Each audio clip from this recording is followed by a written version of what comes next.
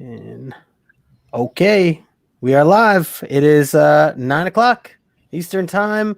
Back with another episode of the Omnibus, the Omni X-Men, where we're breaking down issues from this bad boy.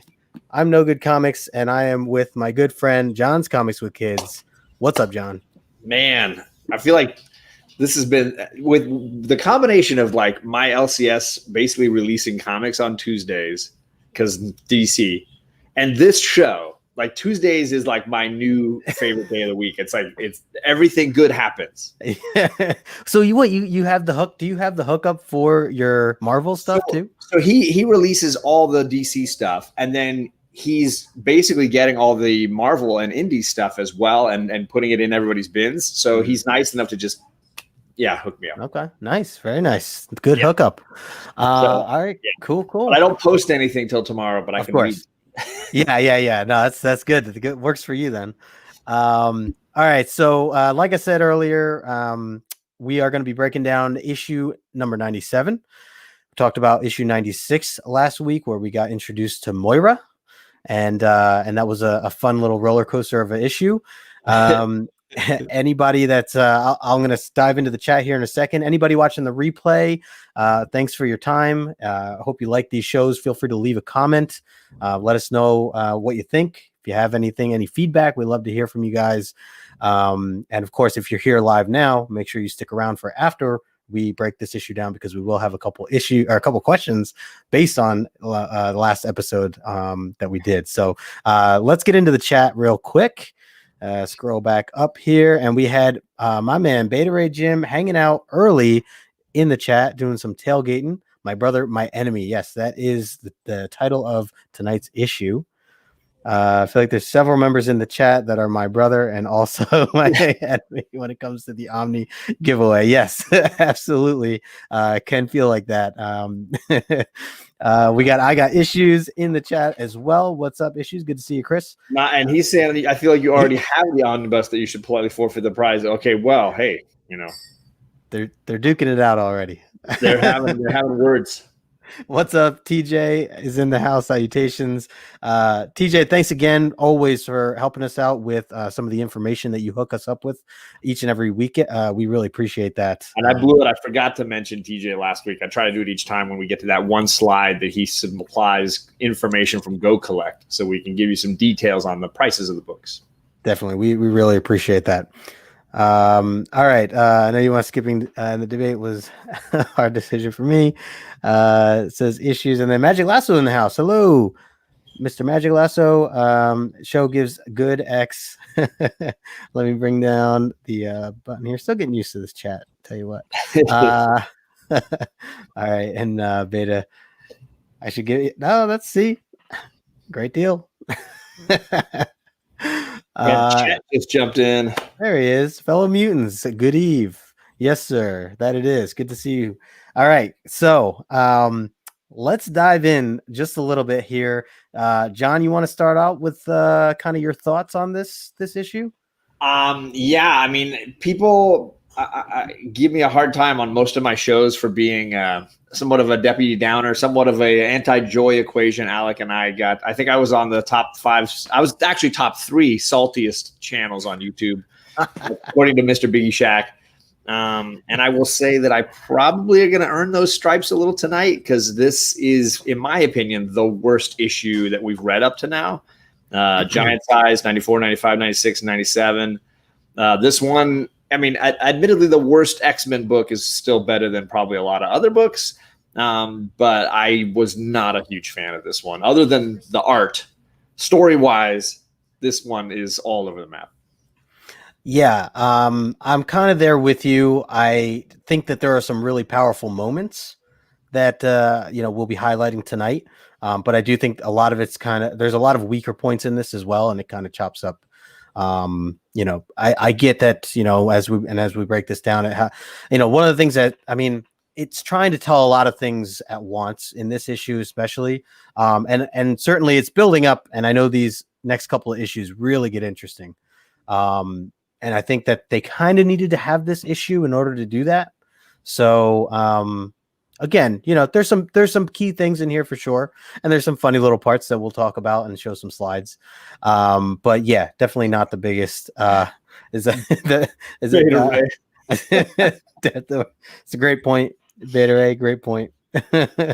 Yeah. So for me, like, if I was going to score this one out of 10, it might be a 6, might be a 6.5. I mean, I just, as much as the previous issue, we joked that was a filler, and was ridiculous and didn't make a lot of sense. I feel like they doubled down on this one. Like it went like a little worse. They're like, hey, we got to fill another issue. We're not ready for the Sentinels just yet. Let's double down and do a lot of nonsensical stuff. Like basically have the entire issue be Xavier trying to go on vacation. Is basically the entire issue is Xavier is going to go on vacation. He doesn't go on vacation. He doesn't get to vacation. He's just Xavier going, I'm going to go on vacation. Right. And we'll go to the airport and bust the airport to smithereens. Which they clarify even in the issue before of just like, he's like, all right, I'm going to go away for a while. That's why we got, the housekeeper, Moira, right. But to move from there to now just them arriving to the airport, it's kind of how far he's gotten. So Beta Ray says it's generous. He's giving it a 5. Yeah, I mean, I'm usually pretty salty about books, and so maybe I'm not as salty about X-Men as I am about other books. But yeah, I was like as much. But for me, the saving grace is, and I will show you the panels. There are some gorgeous pieces of art in this book. Some of my just favorite drawings of Storm. And one particular splash of outer space that I'm just like, that is stunning. So the art saves it enough for me, including the cover. I mean, I'm a big fan of this cover with Cyclops and Havoc, head to head, and Storm flying in the back, all the flames, chaos at the airport. I just love the whole thing. Yeah, I would give it. I think I am always like giving things much higher than whatever it should be, but I was going to give it about a 7 to a 7.5 or so. But as you said, the art, that's one of the first things that stood out when I like to really go over the panels again after I read it to decide kind of what is going to be my favorite panel or, for the show. And you saw I sent you kind of larger clips, of like half pages and stuff, because I really did enjoy the artwork here. Absolutely. So that was a big part. I see Desired Comics is in the house. What's up, brother? Good to see you. He's a fellow IG family member. Chat says the book looks good, signed in gold by Stan and Chris. Of course. You say that about all your books, Chat. Come on, man. Yeah. Jackson Roy Quirk is in the house. Hello. Let's see. Lasso, take the same type of vacations as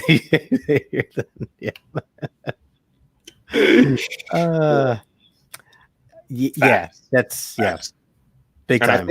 I think in the slideshow I saved that panel or that page for last, just because I want to discuss that one. And there's a reason why I pulled these 2 X-Men books out to go with tonight's. When we get there, I'll discuss these 2. Okay.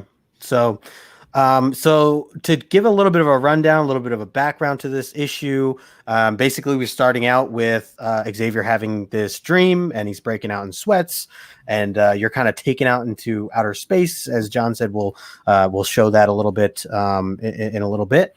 And so, that kind of leaves you wondering, like, what's going on? Like, he basically is very upset and nervous that he's like going mad, and he legitimately like doesn't know how to like break this to the team, or he thinks like, is the team gonna just like lose faith in me? And luckily Moira's there to kind of give him a heart-to-heart talk and settle him down a little bit. And then that leads us to them going to the big day, which this whole issue, other than that, takes place at the airport, right? So we're basically at the airport the whole time. It's the Love Actually of the X-Men. Oh gosh. And there's they're all saying goodbye. I don't know if I gave you the panel, and maybe I didn't, but I wanted to bring up the point where Nightcrawler is disguised. And I got those panels. Yeah, okay. So we'll get into that. I got those panels. There we go. Okay. They're amazing. All right. Then we flash over to, I forget where it takes place. Where it's got to be a New York airport, right? No. Oh, well, yes. I mean, I meant in Arizona, right? when we go to Lorna. Yeah, Lorna and Alex are in Arizona. Yeah, so they're living on a ranch. Havoc and Polaris are a big part of this. Like TJ's saying, I'm a big Havoc. I'm a Summers family fan. Honestly, I like the whole Summers clan. Rachel, later on, when we get to her, I think Rachel's a cool character. Yep. I'm a Cable fan, so I like me some Nathan Summers. I generally like the Summers family, but I don't like it when they're mind controlled by Eric the Red. I'll pass on all that. Yeah, the Eric the Red is. He's such a weird villain, man. I didn't really know what to take of it, especially the first time reading it. I didn't really, I just wasn't. I don't know. I didn't know who he was, so didn't know what kind of powers he had or anything like that. Obviously, they don't really explain too much here. Well, the truth is, this isn't even Eric the Red. This is the second Eric the Red. Right. So that also confused me, and I didn't know like what I was supposed to believe or whatever.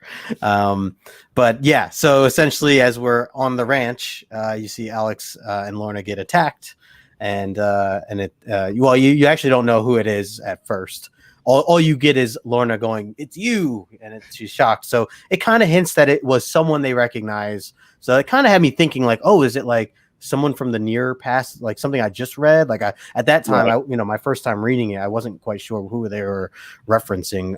Or I thought, oh, maybe like Magneto shows up or something. I didn't know at that first time I read it. But so we fall into that, and all right, so we have some panels. So then at the airport, Xavier's trying to get on his plane, and there's some awkward goodbyes, and then all of a sudden, when they're out on the tarmac, Cyclops gets attacked by Lorna and Havoc, or Alex and Polaris, and they charge in, and they have the little battle in the airport. The X-Men jump into action, and there's just a full-out, Captain America Civil War type sequence on the tarmac of the airport with exploding airplanes and rubble everywhere. And every time they destroy an airplane, there's a, "Oh, don't worry, nobody was on that plane." And then they jump over and destroy another airplane over here.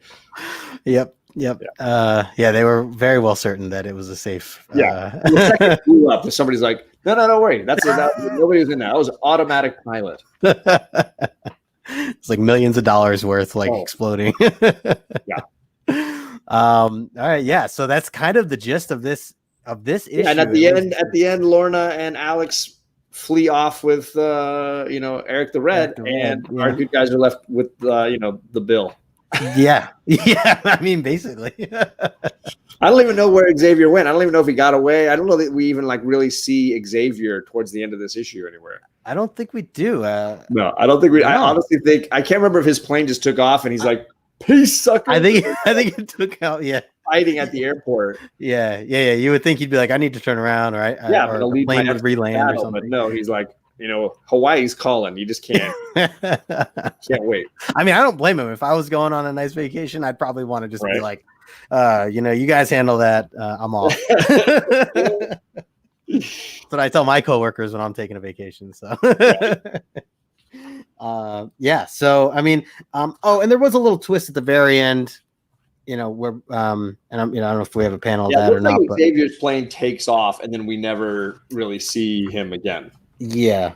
So his plane is up in the air, and his X-Men are blowing up the rest of the airport, and that's basically the end. We don't know. We don't know where Xavier went. Yeah, we get a little glimpse, and we see Dr. Stephen Lang. Always creeping. Hey, Charlie, let's Yes, he was last week's douche of the week. Yes. So we see him basically looking into this large screen. He has them up and clearly is spying, which is creepy. Yes. That says Xavier caught his flight. Yeah.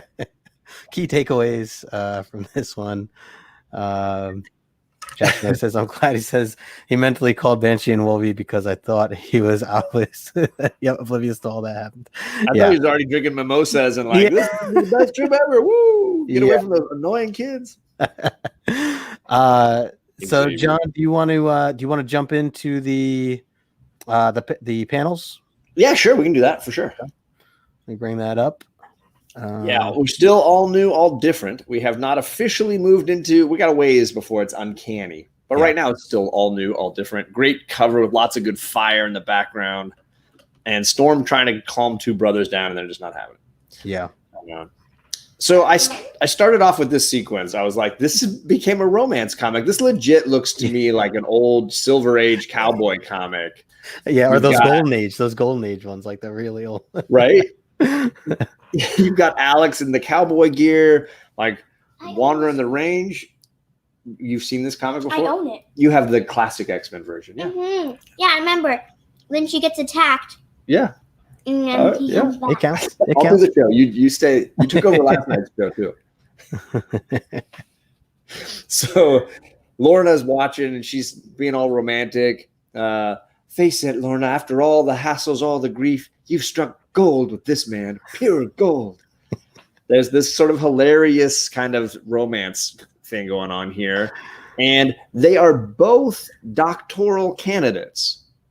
Why is he doing the work and she's doing the dishes? That's a good point. Yeah. I really have an issue with this moment, and maybe it's a dad and daughters thing. They are both doctoral candidates. It says it in the first panel, but he goes off to do his doctoral studies and she's doing the dishes. Yep. I'm saying this doesn't feel very, feminist, pro-feminism kind of thing going on here. No. Just want to throw that out. By the way, I thought that, or I was hoping that maybe when I first saw Face It, I thought she was going to go into the whole Face It Tiger, and that they were going to repeat right? Absolutely. They didn't do that, but. So there's that romance bit, and then there's this romance bit, which you were mentioning earlier. Kurt has Tony Stark technology. We never have seen Tony. Right. We've never. She answers that in the third panel, does she? Okay, well, let me go back. Sorry. Let me go back here. I feel like when I'm Alec, I'm full. I'm wholly completed. If this is love, who really needs it? I feel like a woman. But she's not doing any of the doctoral work. She's just doing the home duty. I don't know that I see it. Yeah. I don't know that I see why she's not able to go do the same stuff he's doing all day, but whatever. Here we've got Xavier saying, something a little bit about, hey, how do you like the new technologies? Something about how he's got a technology from Tony Stark that allows him to change his outward appearance. And we never see Tony give it to him. We never see an explanation of it. But what I love most about it is apparently it makes Kurt look like Tony Stark. I had to blow his head up a little bit. Yeah, I'm glad you did this. Pencil mustache and the flowing locks. He's basically transformed himself into Tony, right? Yep. That's great. I'm glad that you zoomed in on that one as well. I had to. And then what I loved even more about it is the next panel is he's going full check out the ladies like Tony Stark. Up until now, Nightcrawler has always been like really sensitive and really kind, really there for people. And he gets to look like Tony Stark. And he's like, look at those magnificent legs. He's just like, look at that outfit. The whole thing is just hilarious. Maybe this new technology also gave him the ability to act like Tony Stark. I'm just saying it transformed his whole personality along with it. I'm ready for him to start taking shots, having those hard conversations in the mirror. The whole thing I think is hilarious. And then of course he says something to Colossus, and Colossus is like, I do not know. The girls don't wear such short skirts where I come from, which is hilarious too, because later it's Colossus who's dating the like young teenage girl in the comic, but we'll deal with that later. Yeah, right. That's a good point. And then Nightcrawler calls him a Philistine. He says Philistine. But I think it's hilarious. The whole sequence I just found really, really funny. So I don't know. You said you wanted to say something about. Well, so the thing I wanted to just mention was I thought that, and again, maybe I wasn't fully into the story at this time or whatever, but I thought the idea of like joining the X-Men, being part of Professor X, was so that you could be yourself and not have to disguise yourself, or that you should be able to walk around the way you look, right? I mean, I get that. I think at this point they're still a little undercover, so they're not like the Avengers where they're like in public and be like, hey, it's Captain America. Nobody's like, sweet, Colossus is here. Right. You know? True, very true. Well, Lasso says, where does he hide his tail? Oh, yeah. It's stuffed down one of those skinny jeans he's wearing, one of those disco pants he's wearing. I don't know. So, yeah, I mean, I thought it was very entertaining. And yeah, it's a great point. The idea that he seemed to be somebody who was dealing with his appearance. So maybe he needed that to be able to feel like he could be himself. And maybe this is his true self, you know, maybe it's coming out because he was unable to express it up to this point for some reason. Because he was feeling like he's looking like the little blue devil or something. Right. Yeah, because he doesn't use this technology a lot, or at least not from what I can remember. I'm trying to remember when he uses it next. So, you know, I'm excited to actually kind of see when that happens. Right. But I know they're going to be in outer space pretty soon here in the next few issues. So I don't know if he won't, when he's fighting crazy looking aliens, like the giant face looking chode or whatever. Right. Odd. I don't think he needs to worry about looking like a little blue devil at that point. So. Nope, not at all. Then I went into this sequence, which you and I were both a huge fan of, which is the continuing most valuable player Storm in these issues. Yeah, she's been killing it. And these battle scenes were really cool. This was, I guess, more of the highlight that I liked of this entire issue. I mean, at first we're seeing just her rescue Jean, Jean's knocked out right at that moment. Yeah, Jean was knocked out by Polaris, and Storm was like, you know what, let me just get her to safety. And she's like, no, they can't fly. I'm going to fly her to safety. And Polaris is like, I can fly. Which we never mentioned the fact that Polaris gets like knocked unconscious, and there's like a brand new costume waiting for her. When like, not only did the bad guy take them hostage, but he also gave her a sweet new outfit, tailor fit for her. So she's got this sweet new outfit. That's, if you don't know, that's Polaris on the far right, and she's using her powers to kind of get herself actually into the air and knock Storm and Jean apart, to separate them. Yeah, put Jean in danger. I do like that they tried to kind of explain, you know, the science behind Lorna getting up into the air, right? And then afterwards, like the panel was like, so basically she can fly, right? Yeah. In other words, the lady can fly. Yeah. Because Storm's like, no, she can't fly, and then the narrator's like, yes, she can. Yeah. It's like the previous issue, and the narrator's like, can you handle it, Cyclops? And he's like, no. He's like, can you handle it? No. Like, the narrator is very badgering. Yeah, very much so. Chet says 98 is when he uses the inducer. I saw that. That's cool. Thanks, Chet. So then it continues on. She dives and just barely rescues Jean Grey, who is apparently just gone limp and doesn't really have much to offer in this issue. But what I dig in this sequence is she sets Jean down on the rooftop and then is like, I'm going to deal with this. And then lightning strikes and boom, this time she faces Storm, and you get her in her full outfit and just like boss powers. Yeah, just balls out. Right? Yeah. This was also, I wonder, like, when they're writing these panels, if they realize that, like, within a couple issues, we have, like, you know, an X-Man essentially falling to their death and then being saved at the last second. Like, is that was like a theme back then, or you know, this is how we're going to keep our audience on the edge for these couple of scenes, you know. They've all got to be rescued. Yeah, last minute. Yeah. So this sequence continued. My favorite was some of these panels where Polaris is like, oh, we're too evenly matched. I guess we'll just have to call this game a draw. And then Storm does not like any of that. Nope. You attacked us without provocation. You sought our deaths without a thought for the innocents who might be endangered or even slain at our attack. And you dare call this a game? Sorry, that was not really a girl's voice, but you get the idea. Yeah, and then I gave you this one too, where she's like, this is no game, Polaris. Yeah, this is like blasts her out of the sky. It's so cool. I love this panel. Love how they just like drew her face, and you could just see the I mean, it's obvious energy, the anger, the power coming from her, and just her hand at the front of the panel. Right, that hand is amazing. It was really well done, and it's just. And then I love the like Polaris falling. Like follows her from one panel into the next. Oh yeah, that's so cool looking. That was great. Yeah. The colors, the way this was drawn up, I really like this. This is kind of going back to what we're talking about of just some of these panels, some of the issues, like the way they're drawn, the artwork is just awesome. Yeah. And for me, it's the more cosmic-y the look of it, like the more I like it. Like the lightning around her there, or when she transforms. Look at the like swirling greens behind Storm when she transforms. Right. Like the whole background goes to this like crazy Steranko like hyper dream. And I just dig all that stuff. For me, that's the jam. Some Kirby crackle. That's exactly. Yep. Jackson Roy Kirk.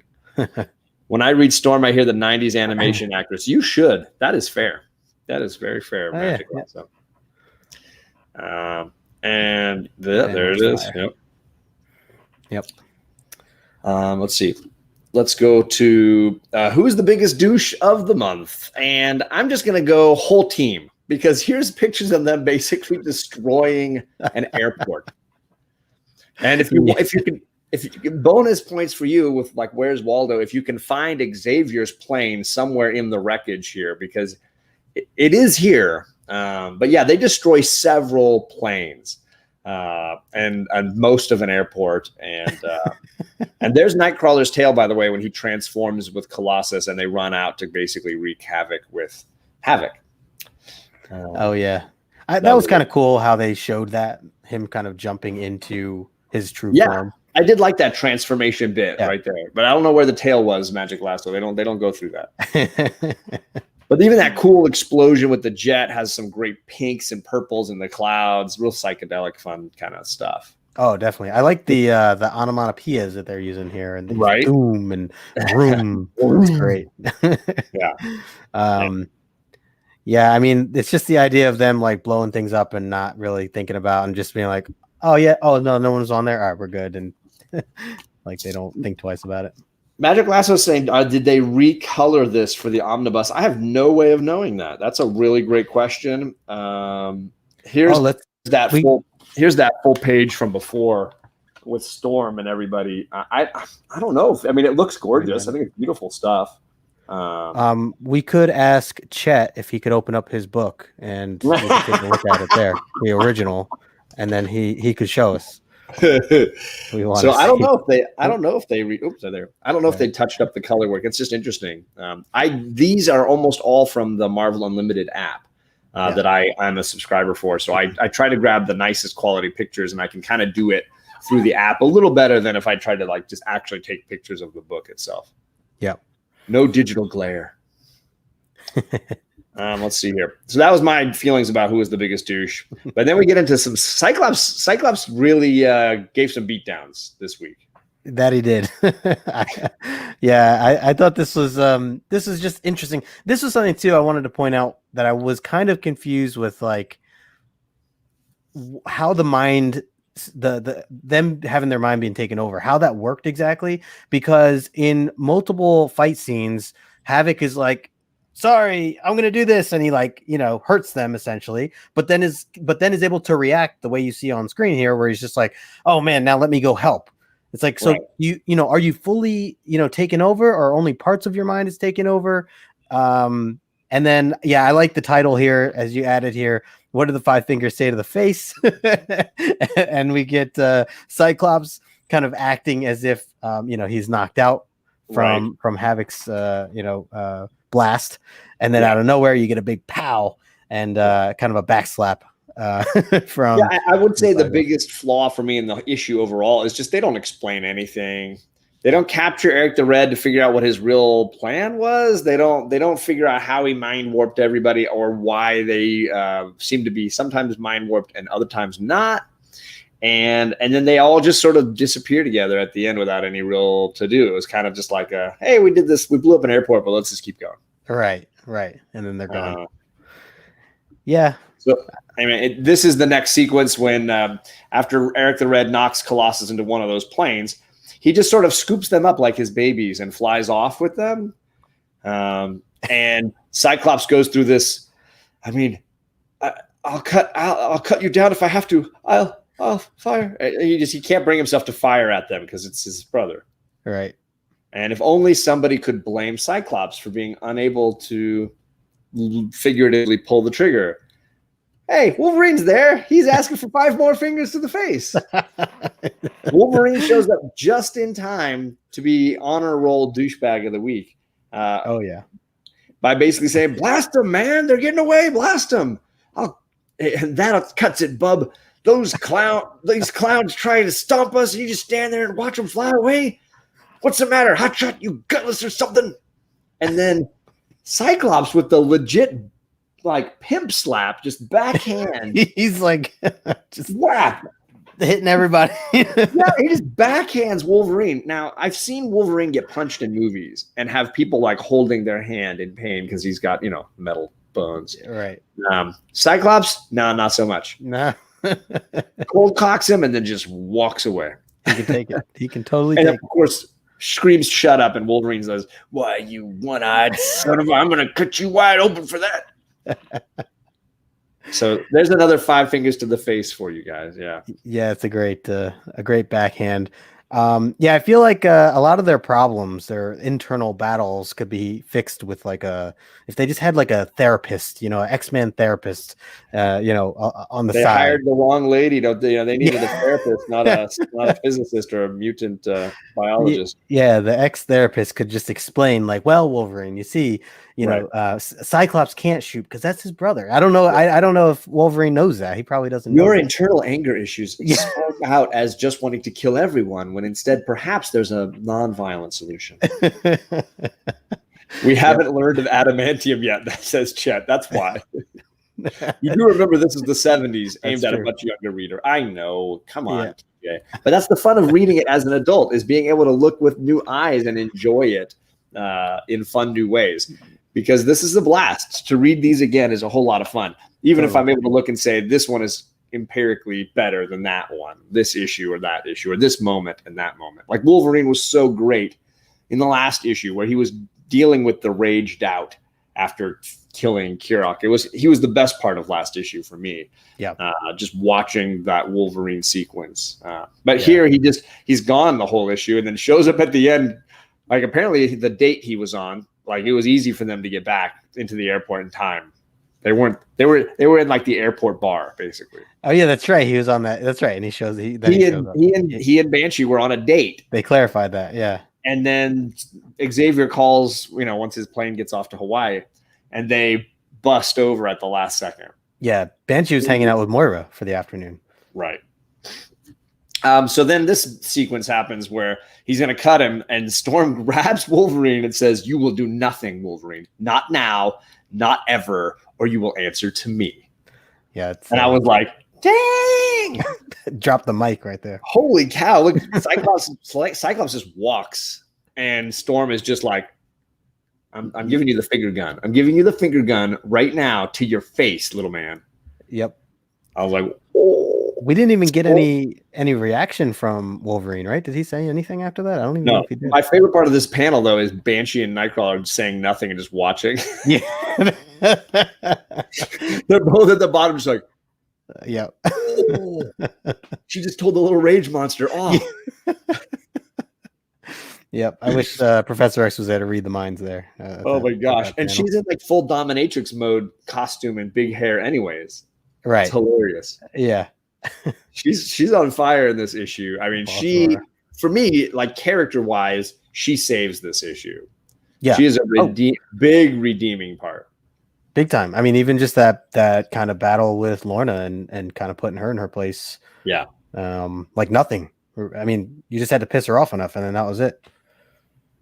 So we're having a lot of Kurt tail jokes tonight. That's great. Yeah. So I'll continue on. Unless you wanted to say something more about No, go ahead. This. All right. So this is the panel I've been saving for last because just damn. I mean, yeah. I think there were some comments from Biggie Shack last time about how there was a Jim Starlin element to the outer space sequences, and I feel like this is a legit one of them. A continuation of that style. These spaceships in this are so cool looking. Yep. I mean the little bug ones, and then the ones that look like giant laser guns, and then the crazy like explosions and fiery sort of phoenix things I mean, there's just too much to enjoy about this panel.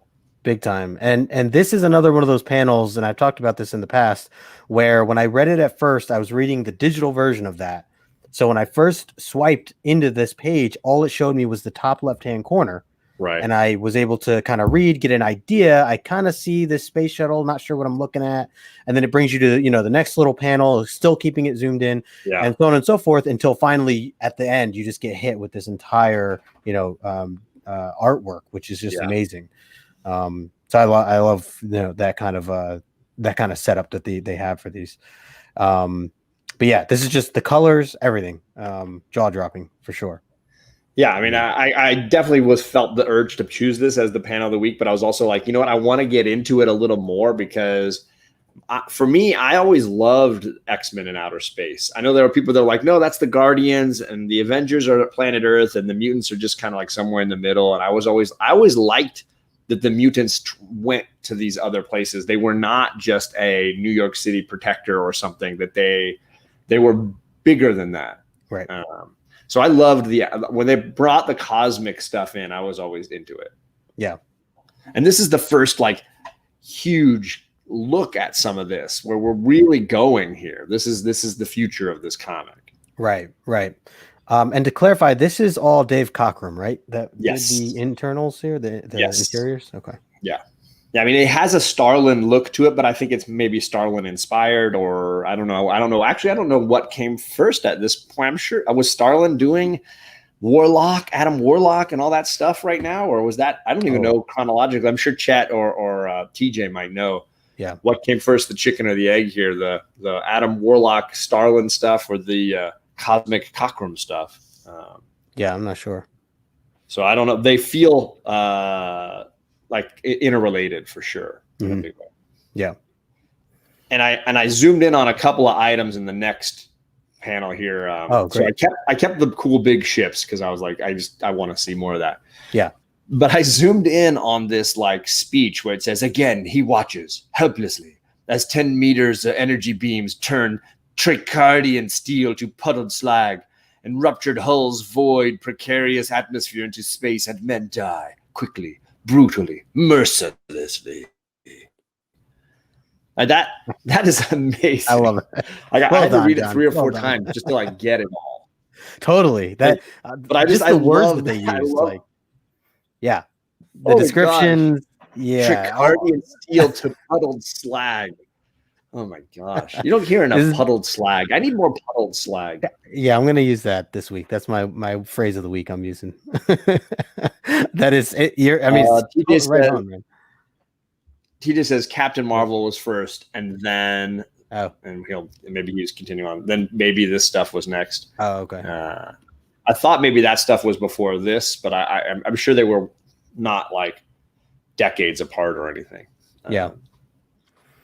And then I said, is this a first appearance? Because technically, according to my slab, this is the first appearance of Lilandra, and that's her in the spacesuit there that you can't see because it looks like she's a bug with a shadow on her face. Yeah. So so your slab, it actually says first full appearance or first cameo? Does it says any of those words? First appearance of Lilandra, face is not shown. Oh, okay. That's what it says on my slab. And this is one of the newer slabs. It doesn't have the tape on the outside. It's on the inside of the plastic. But I don't know if they've updated it since. And I wanted to bring it up for like spec people in the chat or people who are learning about the character of Lilandra, who I really dig. The key issues are 104 and 105 for her. 104 is another cameo, another in the astronaut suit thing. Mm-hmm. That's this like great Magneto battle cover. Yep. And then 105 is the Phoenix Firelord cover, and that's the first full appearance of her. And this came from a friend to me, and he's right up there. I should blow that up there. Yeah, he's right there. This friend. This came to me from Justin. I forgot that I said to finish my run. This came from you. So. Yes, sir. I love that. That's my favorite issue. I can't wait till we get to that issue. I'm super looking forward to all of it. But so for Lilandra fans, this is considered by some a first full appearance or a first cameo. It's a little ridiculous, all of it, because that's the first appearance, that picture. Okay. Yeah. So, yeah, I mean, this goes to that big question of like, how do you clarify a first appearance? And like, she's not actually speaking in it, is she? Is that her? Those blocks? No, it's all his. It's all like his mind, like connecting and talking. Right. Starlin came in 75. This book was 76. Wow, look at that, Chet, with some knowledge dropping. So there you go. Starlin Warlock was just before this, but it seems very similar. Chet and TJ carrying the load here. Yeah, so for me, I feel like this is not even a cameo, but maybe maybe I'm being super harsh. And I'm excited to read 104 and see what that cameo looks like. But I've always viewed 105 as her first appearance, and that's just my take on it. She doesn't talk in this one. We don't even see her face. We just see a suit. Yep. Yeah, maybe we save this slide because maybe we'll bring this. We can compare this to when we get to that first time where we really see her and I'd love to hear people's thoughts on it. I know that's a very heavy topic that could probably be talked about for hours, but we'd definitely like to hear some people's thoughts on for sure. But as we're going through, we can make those comparisons as we go along. Yeah. Let's see here. This is the page that we thank TJ for. He gave me some great information on the census, percentages of copies that are in the 9.6 or the 9.8. And then he gave me the sales for the higher end values of these books. So I also gave you guys some fun facts and some other information. Obviously, it's first appearance of Lilandra behind a mask, whatever. First appearance of the new Eric the Red. He's a Shi'ar warrior, if you haven't heard of his character before. Other notes, I said, this is the first time that Nightcrawler uses a device to change his appearance. Shout out to Tony Stark for designing this tool and giving it to Xavier. This is mentioned, but we never really see him build it or give it to Nightcrawler or Xavier. Also, I felt like this is something Justin and I mentioned before going live, that Storm starts to show that she is capable of leadership in this issue in a big way. Yeah. Yeah, you really see that here, especially those last panels. For sure. Yeah, I feel like she's been given a prominent role in these two filler issues, and this is the first time we're getting a real hint that that might potentially be her future. Although it's still like 100 issues away when she actually gets the gig. That's a good point. Yeah, I mean, I forgot. It's actually a while. Still a while from now. It's 201 is when they have that the famous Danger Room battle, Cyclops versus Storm, to see who in combat could defeat the other. She does not have her powers at that time. So she's fighting in the Danger Room without any powers against Cyclops, who has all of his powers. It's very exciting. It's one of my favorite later issues. I think 201 is a really great read, a really enjoyable read. So money-wise, if you guys can't quite see, a 9.8 for this book as of this last week goes for $1,650, versus a 9.6 goes for $350. So that is a big jump. Sometimes you'll see a double or a triple. This is more than 5 times, right around 5 times difference. Damn. That is a huge difference. And the reason why is the other graph TJ gave us there, the one that shows the information in the chart, shows you that there are 206 9.4s and 154 9.6s, but only 54 9.8s. Or 46 9.8s, sorry. So the number of 9.8s is significantly less than the others. The others are all within like 100, 9.0 and above. Every one of them has about 150 on each spot, give or take. But 9.8 has 46. Damn. So that it's just a whole lot harder to find them. And there's a lot of black on the borders and the edges of this cover across the top and across the sides. Havoc is in a black suit. I think it's just a whole lot harder to find a 9.8. Yeah. Without the so that's the huge differential in price. Yeah. Well, yes, of course we know this. We know this, Chet. It's assumed at this point that you've got Stan Lee's signature on everything. TJ says, when I first saw the cover of the next issue as a kid on the spinner rack, I let out a little scream of excitement. That's great. I will say, anytime a Sentinel's on the cover of a comic, I lose my cool. So I'm down for that for sure. Oh yeah, that's gonna be a great one. Yeah, so there's the math on this issue. I think I have everything down to a 7.0 is about $65. But if you look at the chart, 7.0 is 65, 7.5 65, 8.0 65. Like they're all, the gap there in those mid-range issues is enough that you should definitely wait and get a higher one if you can get it. Yeah, an 8.5 goes for 90, a 9.0 is for 110. I mean, there's definite like.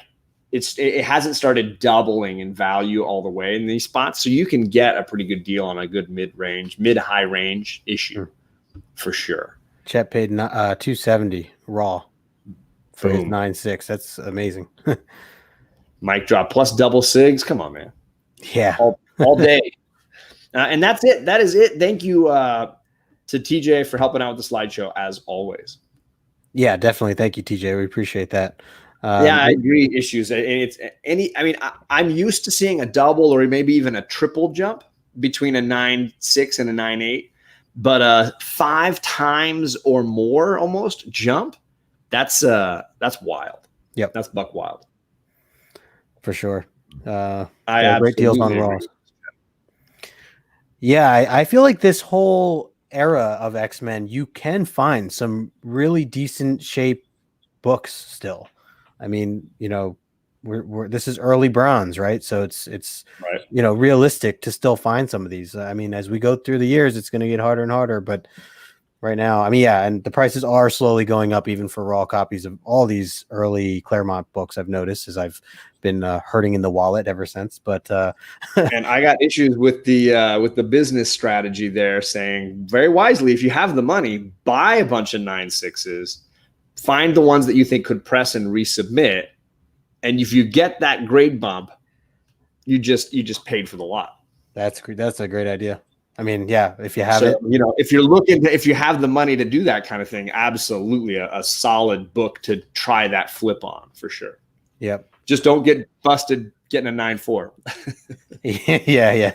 Non-key X-Men books in the Claremont run are very affordable raw when compared to other titles. Yeah, big time. They definitely are. I am starting to notice though a little bit of a edge now. I feel like even to the non-key X-Men books, and I don't know if that's just from recent hype or what, but I feel like a lot of them are, $25 to $45 depending, for a mid grade.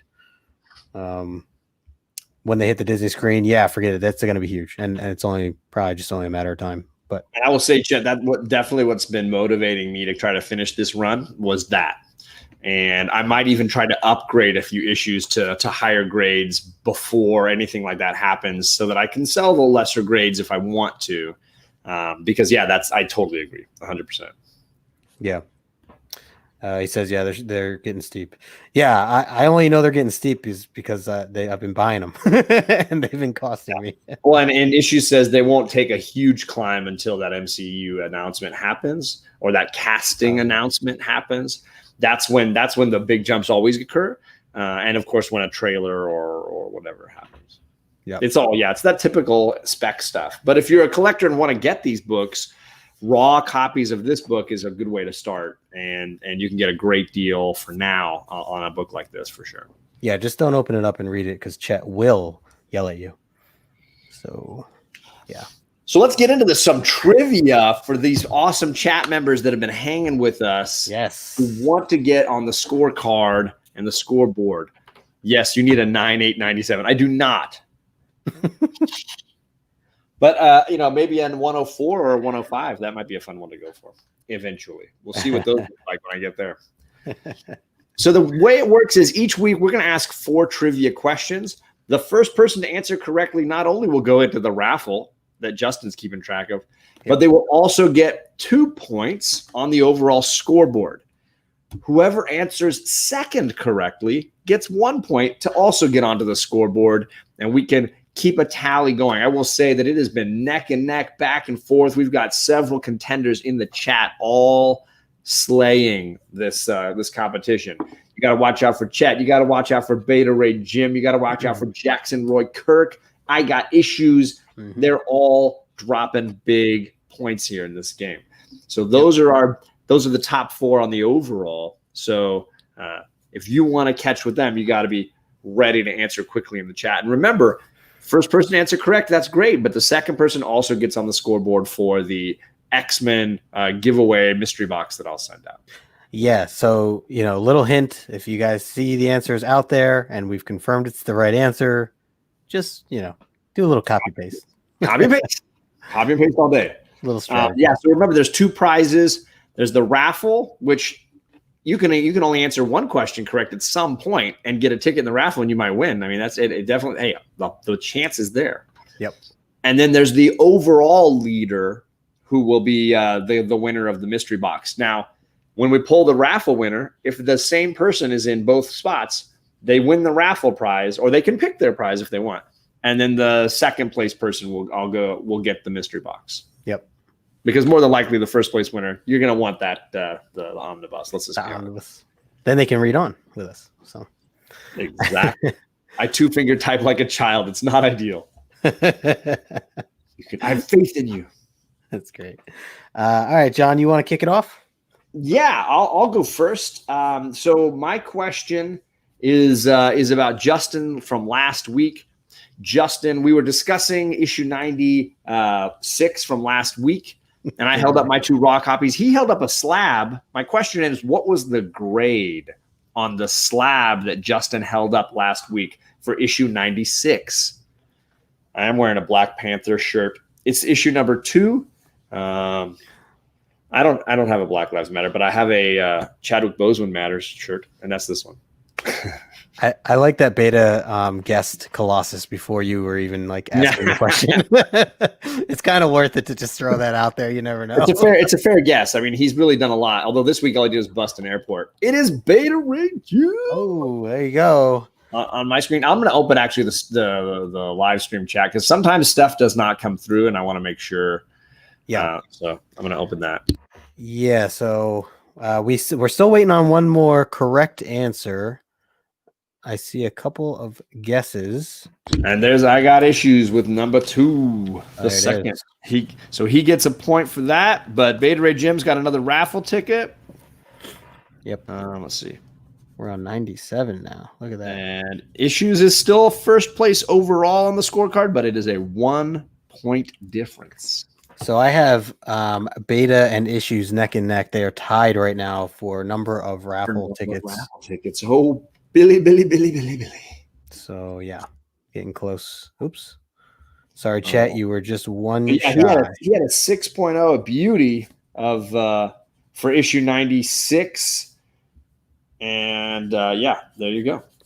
This is all it takes right here. What Issues is saying. I just copied Beta. Boom. There you go. Follow Beta, whatever Beta does. And here's the guess for the next question. Beta is right on top of things. Let me shuffle my questions around now. All right. So my first question is, who rescued Moira from the demon Kirok from last episode? She needed some rescuing last time. She was definitely a damsel in distress last week. Yes, she was. Yep. And luckily there was someone there. Flower. Yeah. Luckily, what do we got here? I see a couple of guesses. I see. Oh, there you got him. Okay, yep. I see Issues here first. I'm gonna count it even though the spelling's wrong. I'm not gonna take Banshee with one E. It's close enough, I think. But that's Banshee. Banshee. She's a she. And then Jackson Roy Kirk. Jackson Roy Kirk, I thought was second. 2. Yep. Very good, very good. So I have Issues here for number 1. And Beta. Jim guessed 3 characters before he got to Banshee. That's a crazy time. And then he's guessing Colossus again. Yeah, Beta. Awe is not the answer. That was not the correct answer. Yeah, with Banshee rushing in to rescue her with her machine gun because she needed help. She needed to help her. Yeah. From Kirok, the evil demon. which brings me to my question.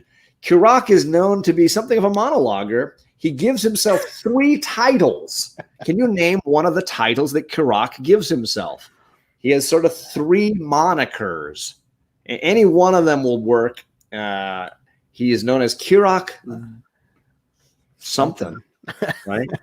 It still blows my mind that he speaks clear English as he comes out of this portal. And is just Charlie was listening to that in the car when I was running into my LCS today, and she was really loving it. She thought it was hilarious. Oh, yeah. At least we're amusing 10-year-olds. Nice. Yeah. Yeah. What are some of the names that Kirok has for himself? Some of his nicknames. Ooh, the Vizier. Issues again. He is the Shatterer of Souls. That is one of them. Yep. That is one of them. Magic Lasso. Oop. I like Lasso's guess here. The leader of Diana Ross and the Supremes. Ooh, second place is Chet with the Damned. He is. See, it's got to be the Shatterer of Souls. He's the Shatterer of Souls, the Slayer of Men, and the Damned. Yep. He is the Damned.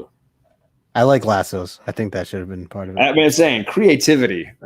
I almost feel like I give Lasso a creativity point. Maybe I should start doing that. You get another overall point for the scoreboard with the funniest answer. Yeah, there you go. If the chat gives us, I don't know, 4 thumbs up in the chat, that 4 people at least like that idea, we'll start doing that. I'm fine with that.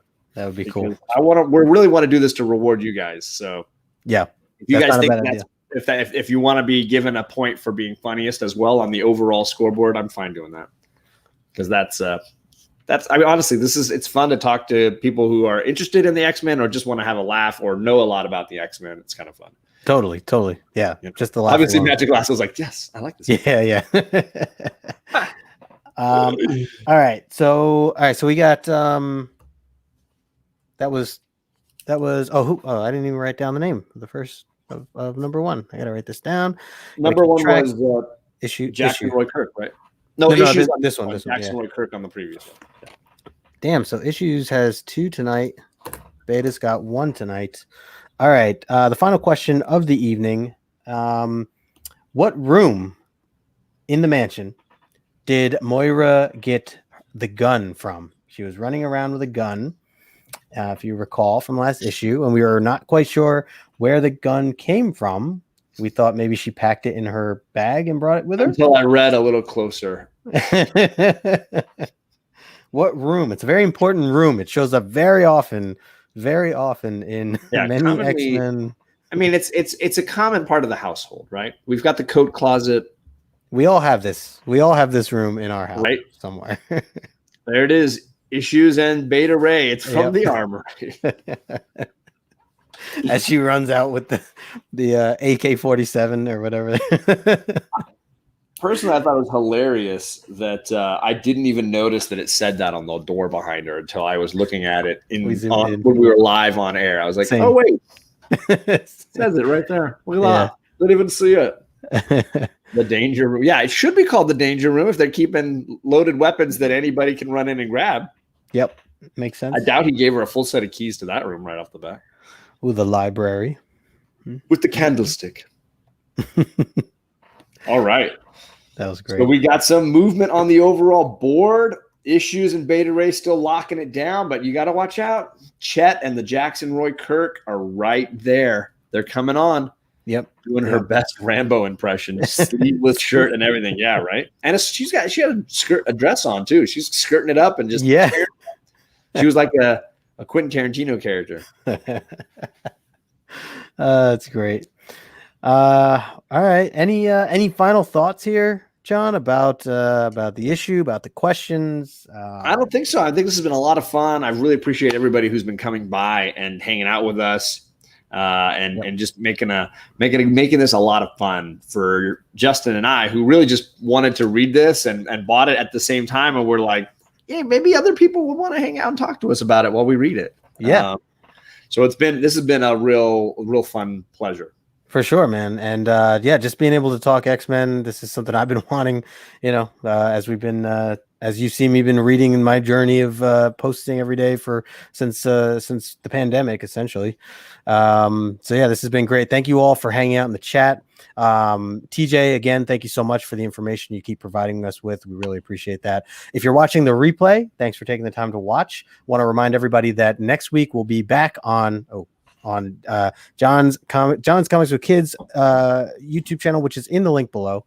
If you don't already follow that man, make sure you hit the subscribe button and the little bell. And yes, that's a little preview of next week's issue, and it's a good Sentinels, one. baby, big pink and purple robots. Oh yeah, I might have to open up my original copy for that one. Cat is watching. Cat is watching. Oh, I thought he signed off already. Oh.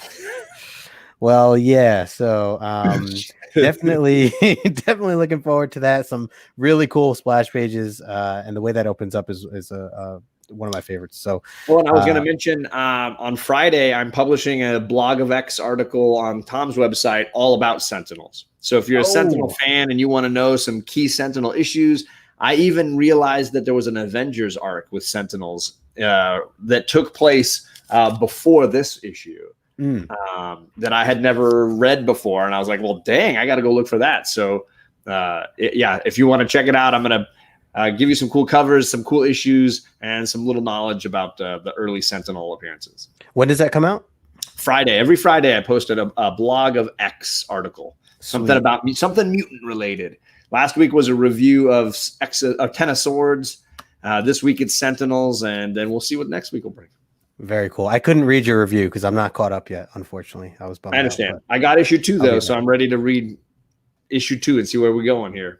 Nice. I did buy them, or it's on its way, I should say. But yep, looking forward to catching up eventually. I got issues. Nothing worse than being killed by a pink and purple robot. So emasculating.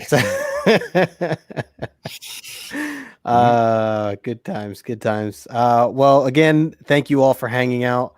We want to remind everybody too, if you're interested in being a guest on the show at any point in time, I know I wanted to highlight or Desired was in here. There was also who was the other? Azorius was talking to me about it before too. Anyone that's interested in being part of the show at any given point, we've had guests on here before. I know we have a couple lined up coming up. Just message us. I'm just keeping track of the issues coming up, and we got 4 friends already looking for the next like 10 issues. We got 4 guest spots.